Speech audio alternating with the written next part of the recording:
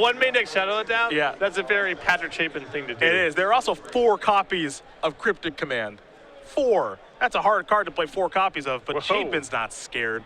He's playing against Blue Red Twin right now, and he's up a game, and that's Grixis control. You better believe it. This is Patrick Chapin. You don't need no twins. You know, Pester Mites, no Deceiver X Arcs. Settle in. Yeah, we're not going anywhere. I'm hoping there's a Cruel Ultimatum in this 75. Oh, you like Abrupt Decay against Grixis deck? How about this creature base? 4 Snapcaster Mage, 2 Tassikers, 3 Gurmag Angler. Not Abrupt Decay anything there. Patrick going to finish resolving a Serum Visions before passing the turn back over to Grant, who is again playing Blue-Red Twin. Checking here, he does have a Stomping Ground in play. It's probably just for Ancient Grudge. And it is, so we'll classify this as Blue-Red Twin. And this is already a pretty troubling draw here for Grant, as he has a Mountain and a Stomping Ground, and often these games just come down to how much blue mana do you have? How successfully can you navigate the counterspell fights when they come up? Other Serum Visions here for Chapin. Now remember, what's interesting, think of a Pro Tour Fate Reforged. Chapin 3-0'd the booster draft at that tournament, and then 05 constructed. And when he wrote his article about what he played, he kind of played like this weird Esper deck. Tassikers and Gurmag Anglers and Thought Scours and Mirish's Baubles and all this crazy stuff to be able to basically cheat the Angler into play.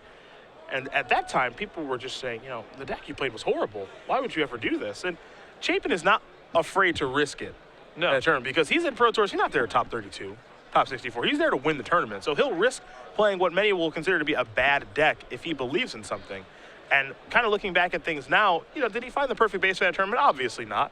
He also said he didn't play particularly well, but now we look at Gurmag Angler and Tasker, and these are modern staples. Yeah, way ahead of the curve in terms of Gurmag Angler. And any Delve card is likely to have some burn here in Modern, just the function of cheap cantrips and fetch lands. Chapin going to manlink that end of turn Vendilion click there from Knierim. Chapin probably a little stoked that happened. I think he was about to discard to hand size and got to instead cast a Mana Leak on a very valuable card in Vendilion click. Here's a copy of Jace Architect a lot because the window is open to cast this bad boy. Got to take it down. Little Steam Vents, Electrolyze, and Serum Visions. Mini Factor Fiction, Chapin will have to split up those cards. Quite a few cards right now in Knierim's hand as well, so some pretty good options available off of this Jace. Now this is the cost of, or one of the costs at least, of playing a threat-like control deck is Resolve Planeswalkers are going to be problematic. This is going to be a guaranteed source of card advantage for Grant every time it resolves.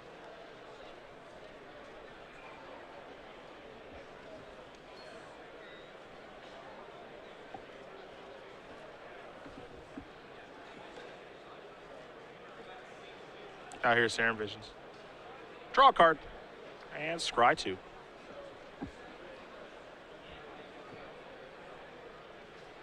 Both cards going to go to the bottom very quickly. Now we go Chapin's way. He's a little behind on lands right now in this control matchup. He's having some difficulty finding them with all the card drawing he's been doing. Yeah, this is definitely a deck that's using its graveyard as a resource here. Only 21 lands total. Pretty light for a deck with 4 copies of Cryptic Command, but there are a lot of cantrips. Serum Visions, Thought Scour. Snapcaster Mage right now is going to flashback Serum Vision, so Chapin is digging pretty hard for a land right now. He was not able to find one, picked up a copy of Mana Leak. The Scry will net at least 1 Scalding Tarn. There's also a Gurmag Angler up there too. Gurmag Angler is a pretty potent threat for Chapin in this matchup. Not the easiest thing for Grant to kill with red removal, and it's something that he can play for 1 mana and be able to actually win a counterspell war over should Grant decide to fight back. Chapin has discarded the Shadow of Doubt. Now, I'm not happy about that. No getting him to be done. Does that still fall in the get him camp? Oh, yeah. Okay, I just want to make sure. Oh, yeah. Well, you're the leader of the camp, so I just wanted to confirm that to be true. Grant cracks that fetch land, you get him. Yep. 4 Fulminator Mages in the sideboard to supplement that plan. Probably not in during this matchup. Probably not, but you don't know for sure. Jace is going to tick up to 3. You got Snapcaster Mage to pair with your Shadow of Doubt. 4 of them. So I'm counting in the list, and then there's Kolaghan's commands. You can get them about 11 times, is about the ceiling in Chapin's list here. That's a lot.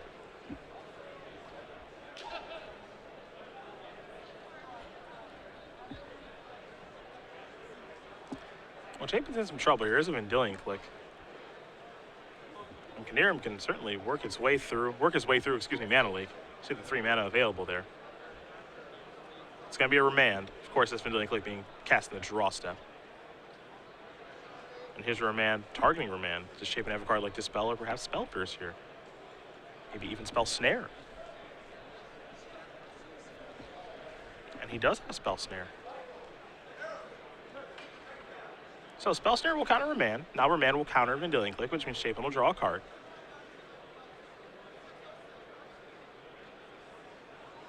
And now Snapcaster Mage will come in. Jace will take down to 2. Knierim, of course, remembering his Jace trigger. And now here's a Scalding Tarn. We might have big angles on the way. Give a lot of credit to Chapin here. I mean, he's way behind in terms of mana in play. But by playing his spells, timing them well here, he's able to have an extremely efficient turn where he basically eats up everything that Grant did and gets to put a Gurmag Angler into play.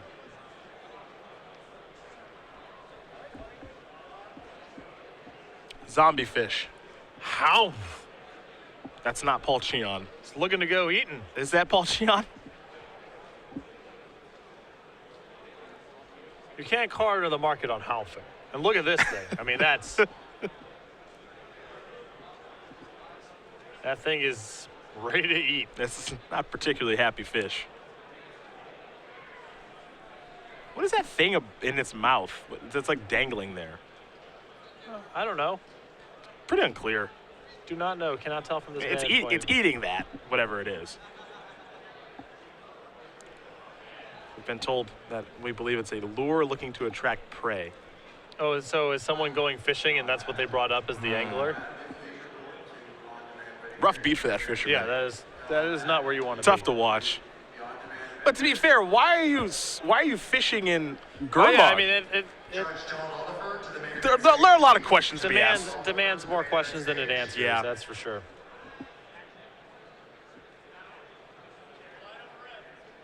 Perhaps a lightning bolt strategy. That's one. That's two. The angler has been shot down. Knierim with a healthy amount of lands in play. He's got a real advantage at this point. Yeah. Mana and card advantage through Jace.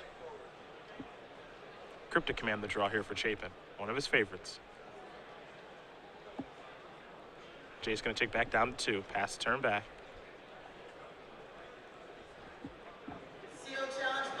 Vendilion click.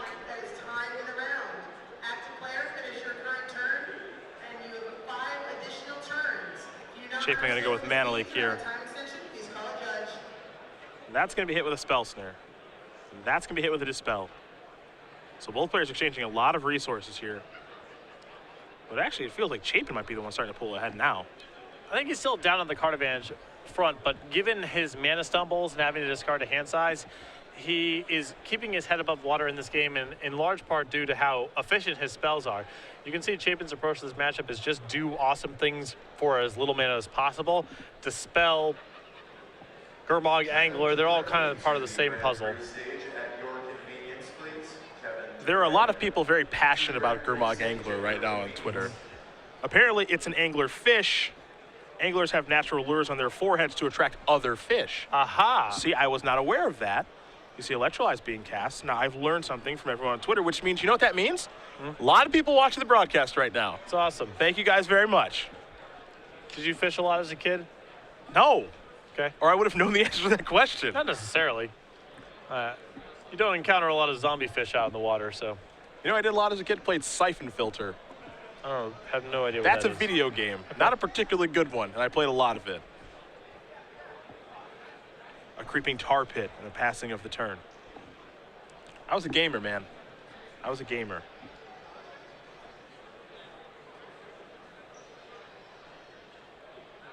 Jace is going to tick down. Let's take a look at a couple of cards here. Batterskull is 1, Snapcaster is 2, Pestermine is 3. This is a tough split. Jeez.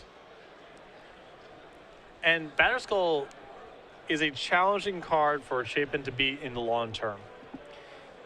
He's not really flush with that many answers to it. I suppose Kolaghan's command is very helpful in that respect, but it's a hard card for him to remove from the table. It's also a hard card for him to beat by just working around it.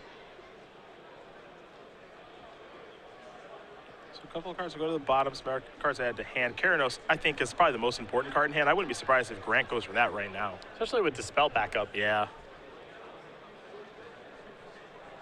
Seems pretty appealing to slide that through. And we've seen this combination of cards actually a lot over the course of the weekend. Keranos and Jace in play. And if Chapin can't get this thing off the table, he's going to be in some real trouble. Here's Cryptic Command, the Chapin specialty. But you mentioned Dispel, and that'll take care of Kryptos. Yeah, that's Grant's first really good mana exchange Yep. so far. It felt like Chapin was getting a lot of those exchanges earlier that kept his head above water, but now Grant really leveraging his mana advantage.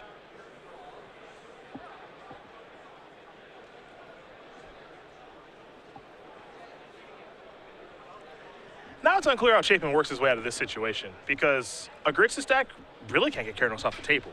Yeah. And Grant is at a very high life total, still has cards left over in hand, still has Jace in play. And I would say that the damage has certainly been done by Jace already. Yeah. It's already turned over a couple of cards. Grant's got a lot of options in hand.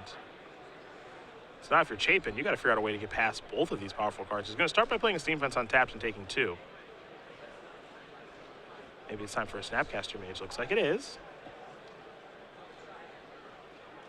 Gonna flash back your Cryptic Command. Looks like he'll go bouncing of Keranos and draw a card. So perhaps the goal is to just keep bouncing Keranos and make Grant tap out for it every turn. Yep. Or set up a spot where he can return to his hand and then counter on the way back. That too. Sulfur Falls the draw. The thing is that Grant can switch plans. Yeah. He doesn't have to always just keep It's got casting a full Keranos. it's got a full hand of cards. I still think this is a stable enough situation for Grant if he wants to plus Jace and redeploy Keranos.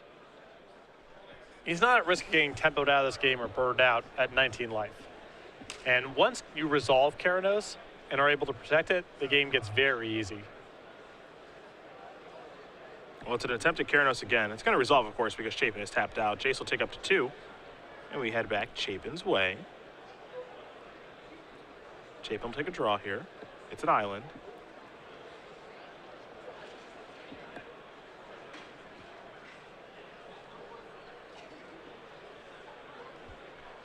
I got a feeling, sooner or later we're going to be going to a game 3 here. It seems like It's going to be really hard for Chapin to work his way out of It this seems one. really hard for him to slog through all of this, especially if he draws another land. Yeah. I think he's got to draw all action, and it's got to be the right action, too. And with time becoming a factor and nothing slow about these matchups, it's something to consider, and you have to imagine Chapin knows that. He'll Cryptic Keranos again and attempt to bounce it. That'll draw him a card. Spell Skites the draw.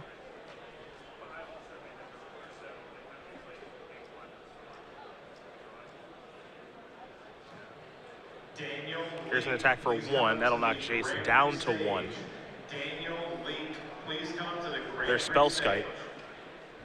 And all Chapin can do is pass the turn back over to Knierim. I mean, you might see just a replay of what we've seen in the past couple of turns, which is Keranos again. Yeah, nothing's really changed. I mean, Chapin basically ran back the turn he just had here and put a Spell Skite into play. Yeah. Jace is going to take up again. If you're Knierim, I'm actually pretty happy just drawing lands for a couple of turns. So I can play multiple spells a turn. Keranos plus X. Aha, but Grant has changed what he's going to do now. Chapin draws a Polluted Delta. No action in hand right now for Patrick besides a Terminate.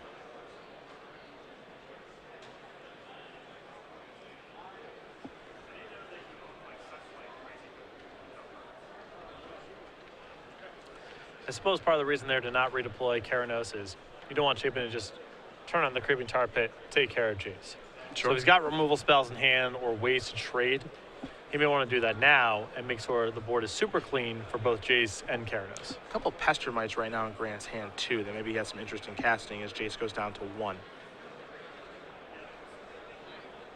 Looks like there'll be at least 1 Pester Mite that's cast.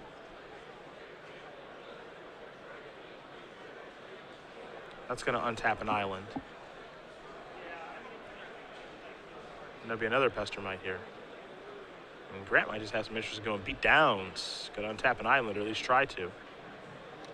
Devin Cox, please report to the on-demand area for Modern That'll Masters work. 18. A third Pester Mite? Talk about switching gears here. Yeah, we're changing it up.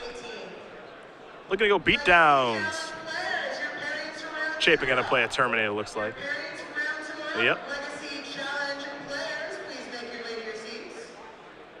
So yeah, we're going bait downs now. Knierim is shifting his game plan. Picked up copy Misty Rainforest for the turn.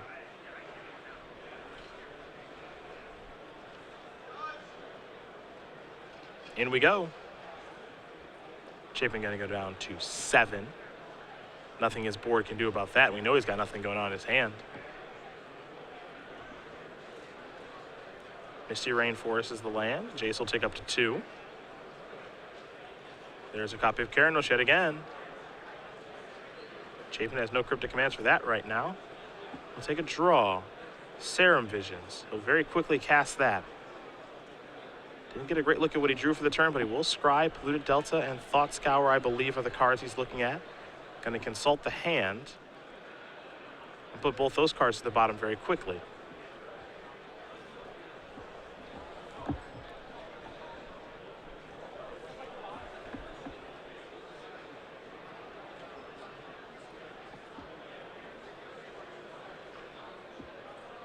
Snapcaster Mage might not have much interest in attacking here. It's not really getting a ton of work done, but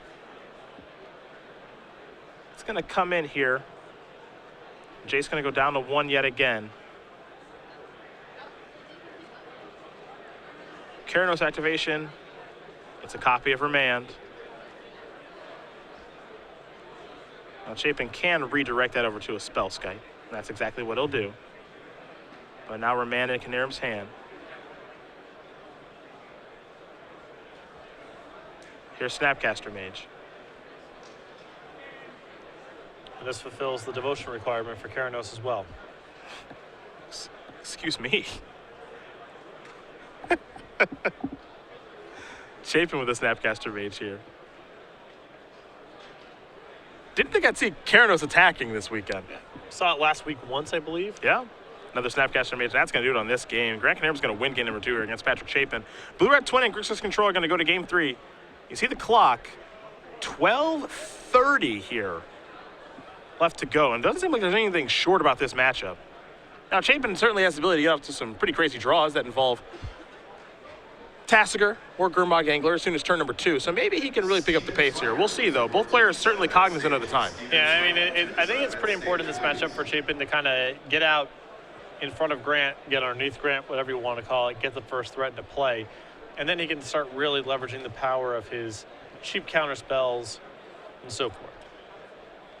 When the game gets protracted, it's not clear to me who has an edge, but I know that Chapin has an advantage here if he can get a fast Tasigur or a fast Gurmag Angler and apply pressure while Grant's still getting set up. So many on Twitter have chimed in on the Angler debate, so we're going to put this to rest I know. here. The last time we talked about Gurmag Angler in coverage, we got a lot of tweets about it. I mean, this is a source of passion in the community. There is, and mostly the passion is because of how wrong we were here in the booth. So apparently the Angler, and we'll take a look at Gurmag Angler right now. What's going on with Gurmag Angler is it is, I believe, human. Okay, that noise I can't really talk It's over. an angler. Okay, so that's human-shaped prey. It's hanging over his head. Some people have shown us photos of the anglerfish from Finding Nemo. Okay. And so it attracts the prey with the thing that's over their head, that's in the mouth there. Gotcha. All right. So it's an angler fish, says Jed Campbell. The lure belongs to the fish. It is shaped like a human to draw prey. Read the flavor text. I've been instructed to read this. If everything in the Gurmag swamp hungers for human flesh, what bait could be more effective? Got it. A great question. And now it makes more sense.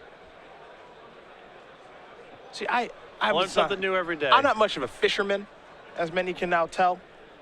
But now I have a better understanding of the anglerfish. I went down to the water once. I was 5 or 6, and my dad had a friend who had a boat somewhere out in the Atlantic in New Jersey.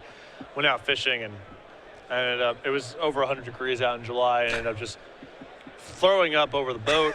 And I was just holding the rod, kind of passing out. And that was a time where a fish attached itself to my hook, and I was sort of reeling and passing out. My dad ran over all excited and reeled the fish in, and showed it to me, and then I just threw up in the water again because it was 107 degrees out. And so fishing did not stick. I had one really bad fishing Seems like a traumatic experience for you. Traumatic's a strong word, but I would. See, I did not enjoy it. I try to stay away from water because I can't swim. Okay.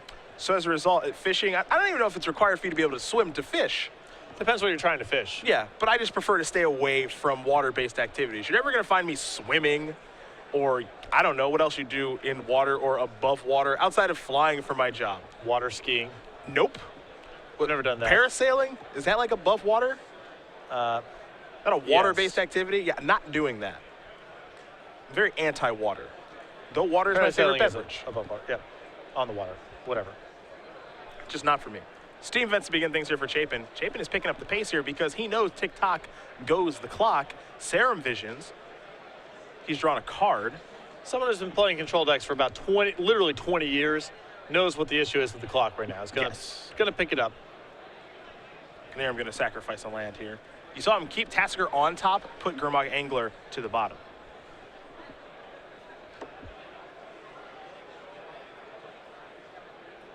An island and a relic of Progenitus here for Knierim.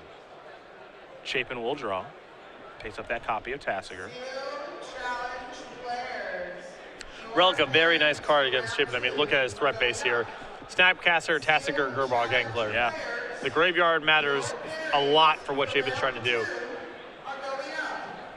Please make your way to your seats. There's a Scalding Tarn and a passing of the turn.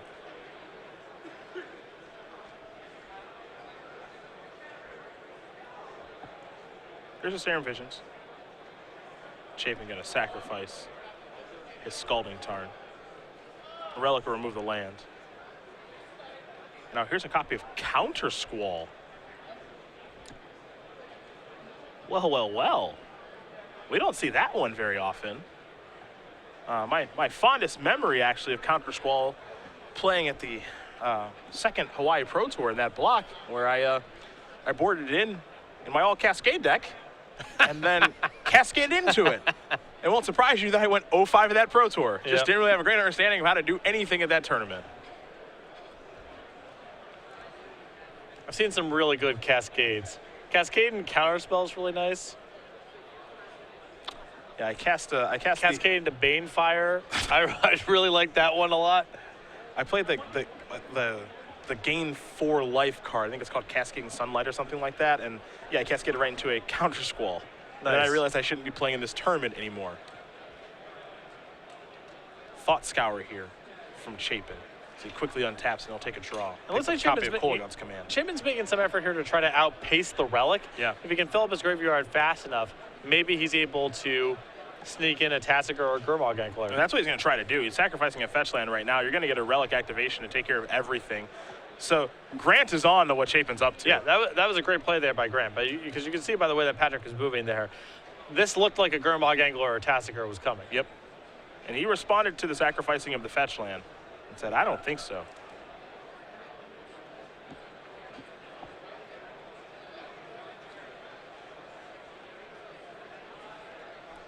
Fortunately now for Chapin, though the Relic's out of the way, he can start to try to rebuild and get something in on the cheap, but that's stunted a lot of his development. A mountain to draw here for Knierim. He'll play a Tectonic Edge past the turn back. Chapin will draw. No edge activation just yet. Thought Scour is what he's found. About 6 minutes left to go here. Chapin will pass the turn.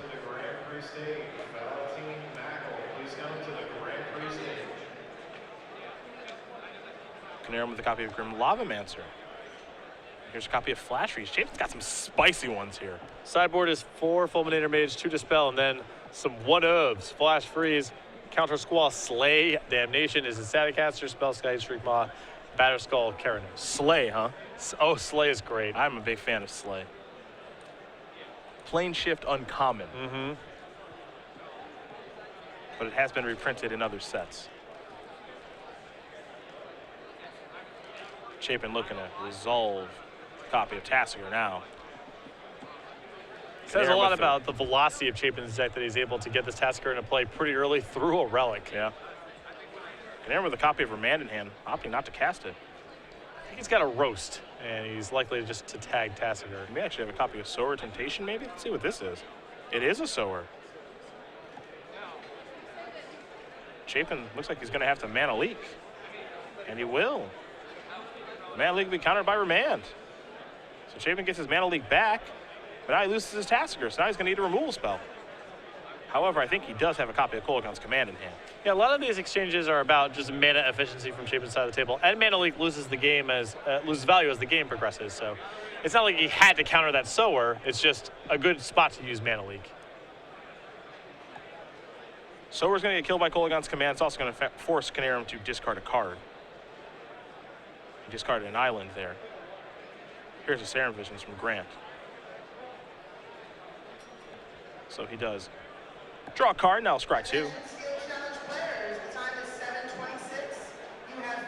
Chapin with some mana issues here, but as you mentioned, he does play a lot of lands in his deck, so this could be something that happens quite a bit. Yeah, 21 lands, and again, the cantrips are the rationale to be able to cut the land count this low. Tectonic Edge took care of the land. Roast took care of the Tassiger.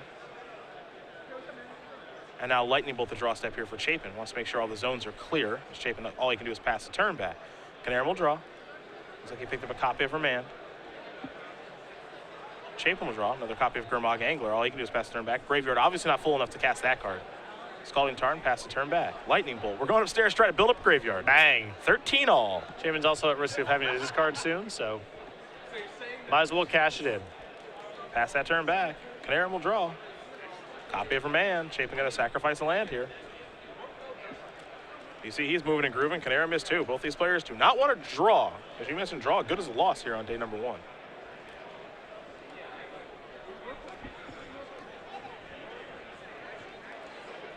Here's a Cryptic Command.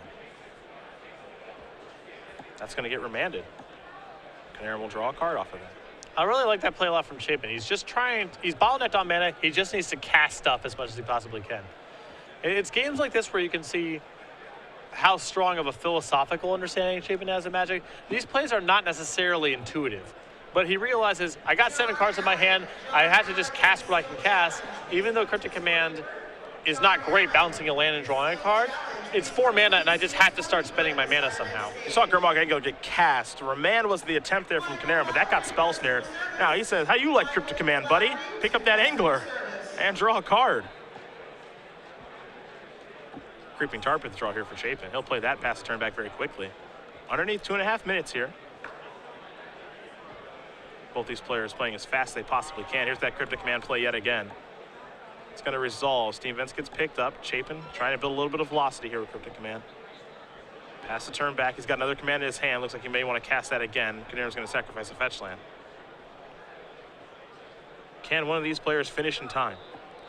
They're both certainly trying. It goes to show you just how Cryptic Command can get kind of bad in these tempo blue situations where it's just so expensive. Chapin is not overvaluing them. He's just casting them to get him out of his hand, draw cards, find cheaper stuff to do, maybe send Grant's mana back a little bit. He also just wants to get some cards in his graveyard for the Anglers. Yeah. Because those things hit hard if he can get them into play. There's the Angler.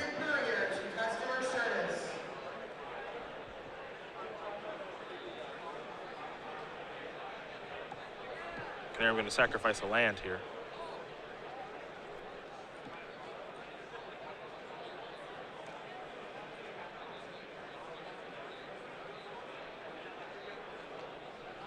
But there might be a slight pause in the action. It's unclear.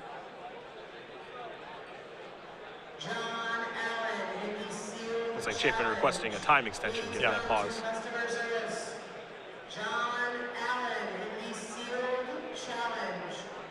Snapcaster Mage in response to the Gurmag Angler.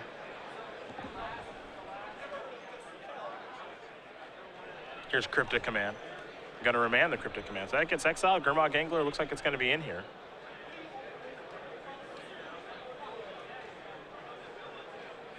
There's a Steam Vents. Here's Electrolyze. Draw a card. Looks like there's probably a Lightning Bolt involved too. Yep. There goes Big Angles. Attack for 2. See our clock updated there. A little time extension due to the judge ruling.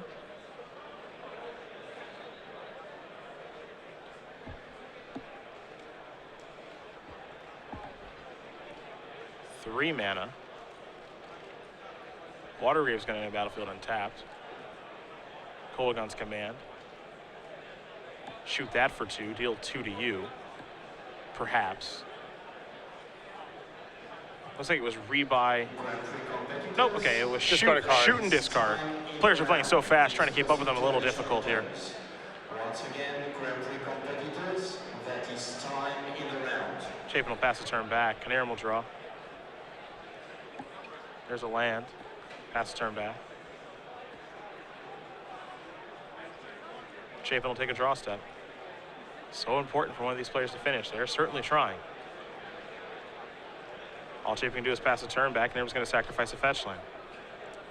Wants to get a card out of his deck. But tick-tock does go to the clock because there's a steam fence. Chapin here sitting on a hand that's going to make it pretty hard for Grant to put together a victory. Terminate plus Snapcaster Mage is asking a lot here. There's a Misty Rainforest. Chapin going to play a Snapcaster Mage. We'll see if he wants to actually flash anything back because having cards in the graveyard is pretty important, but he will flash back Kolaghan's command. Yeah. Just trying to get into shots while he can against Grant. Wear down his resources a little bit, get some pressure going. Hopefully the Snapcaster Mage eats a removal spell. You get closer and closer to getting your Gurmag Angler into play. Grant has a Snapcaster Mage of his own. Chapin wants to see what's in the graveyard.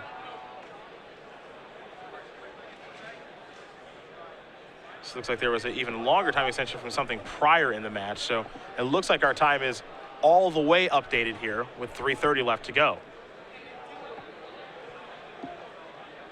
We do have it confirmed from our table spotter exactly how much time is left. There's a Terminate to take care of the Snapcaster Mage. Chapin looking to build a bit of a graveyard. Grant trying to stave him off. Here's him dealing, clicking the draw step. Looks like that's going to be mana leaked. Grant is running out of resources here. Yeah, and Chapin with the Creeping Tar Pits is leftovers here too.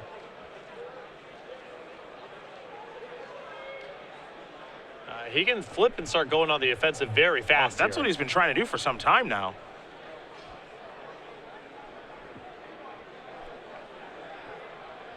Some players mentioning that it looks like Chapin and Knierim are playing in fast forward. They certainly are playing that fast. Yeah, the pace of play is definitely picked up here. And maybe you see a little bit of sloppiness as a result of this. Maybe play is not as tight as both players would like if they had all the time to work with. But again, 6-1. A win gets you into day 2. A draw is the same thing as a loss at this stage. Both players should be erring on the side of fast but a little sloppy rather than tight but a little slow. Here's a Sower Temptation right off the top there for Knierim. That's a pretty big draw. Take that Angler. All of a sudden, he's looking at lethal on the table. We head back Chapin's way.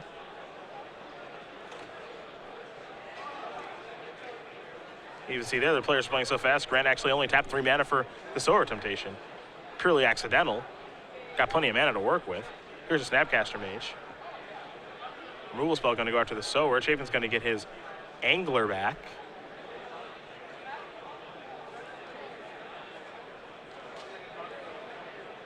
Now Patrick's going to fire up the Tar Pit, get in here for 3 points of damage, or at least try to. Putting together their lethal attack for next turn. Yeah. Cosmo Crow. Cosmo Crow. Here's a Deceiver Exarch. Uh-oh. Oh no. Tap your land. Will Grant peel him out here? Nope. All I can do is pass the turn back. No Splinter Twin off the top of the deck. Would have been a big draw. That would have been a pretty impressive way for Grant to steal this one.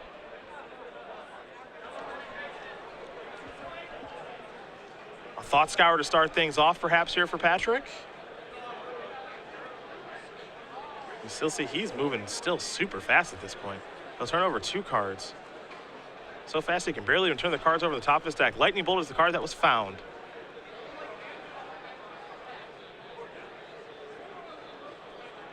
Perhaps he's going to fire up a Creeping Tar Pit. He's even a little unsure now.